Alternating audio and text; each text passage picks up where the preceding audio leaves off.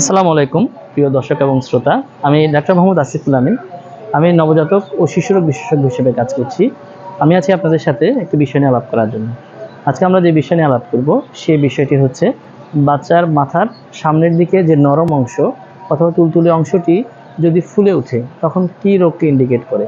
হ্যাঁ দর্শক, এরকম কিছু সিচুয়েশন আমরা পাই যখন দেখা যায় যে বাচ্চার মাথার সামনের দিকের নরম অংশ অথবা যেটাকে মেডিকেল ভাষায় অ্যান্টেরিয়র ফ্রন্টানিল বলা হয় সেটা ফুলে ওঠে।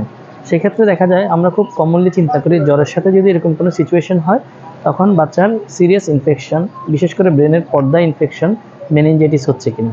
এরকম কোনো যদি সিচুয়েশন আপনি ফেস করেন তাহলে অবশ্যই বিশেষজ্ঞ চিকিৎসকের শরণাপন্ন হবেন।